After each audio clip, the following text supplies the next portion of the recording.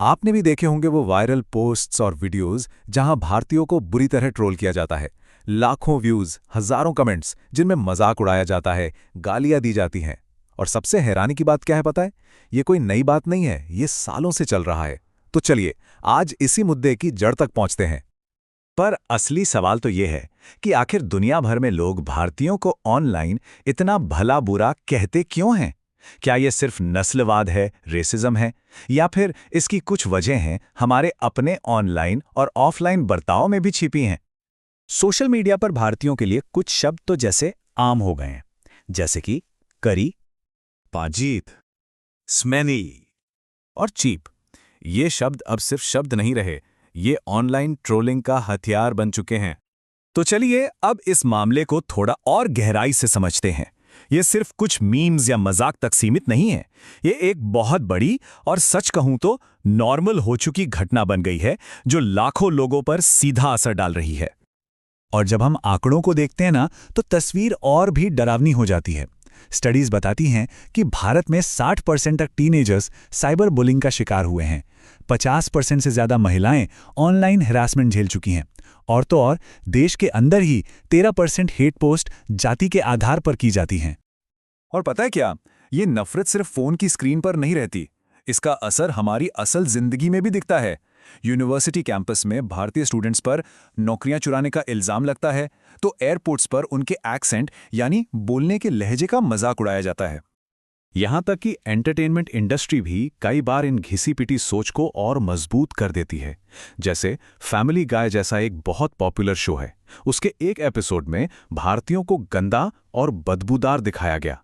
लाखों लोगों ने इसे देखा, हंसे और अनजाने में उस नेगेटिव इमेज को और पक्का कर दिया। तो फिर सवाल उठता है कि ये नफरत आखिर आती कहां से है? देखिए, इसकी वजह कई हैं। कुछ बाहरी, कुछ सिस्टम की खामी और कुछ, सच कहूं तो, हमारी अपनी गलतियां भी हैं। इसको समझने के लिए हम इसे 3 मेन हिस्सों में बांट सकते हैं। पहला, दुनिया भर में भारतीयों की बढ़ती पहचान। दूसरा, सोशल मीडिया का गुस्सा दिलाने वाला एल्गोरिदम। और तीसरा, हमारी अपनी ऑनलाइन इमेज। तो सबसे पहली वजह है ग्लोबल विजिबिलिटी। पिछले कुछ सालों में सुंदर पिचाई और सत्या नडेला जैसे भारतीयों ने दुनिया में जो कामयाबी हासिल की है, उससे एक तरह की जलन या नाराजगी भी पैदा हुई है।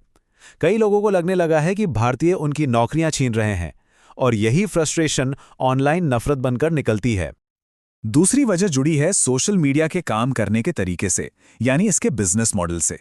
फंडा बहुत सिंपल है, जितना ज्यादा गुस्सा और नफरत, उतना ज्यादा लोग रिएक्ट करेंगे, मतलब उतना ज्यादा एंगेजमेंट और उतना ही ज्यादा कंपनी का मुनाफा। इसलिए नफरत को बढ़ने दिया जाता है, क्योंकि इससे पैसा बनता है।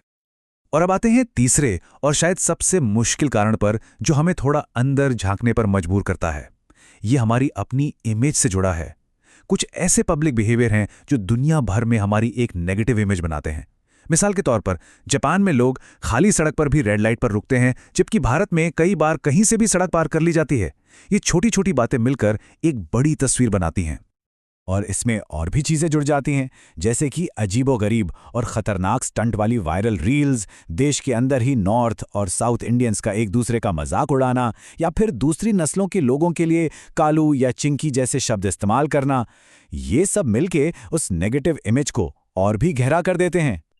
अब ये तो साफ है कि ऑनलाइन कही गई बातों का असर ऑनलाइन ही खत्म नहीं हो जाता। इसकी असली दुनिया में बहुत भारी कीमत चुकानी पड़ती है। और इसका जो नुकसान है वो 4 बड़े एरिया में दिखाई देता है। लोगों के मेंटल हेल्थ पर बुरा असर, देश की ग्लोबल इमेज को नुकसान, महिलाओं की सुरक्षा को खतरा, और दुनिया का हम पर से भरोसा कम होना। सबसे पहला और सबसे सीधा असर होता है मेंटल हेल्थ पर।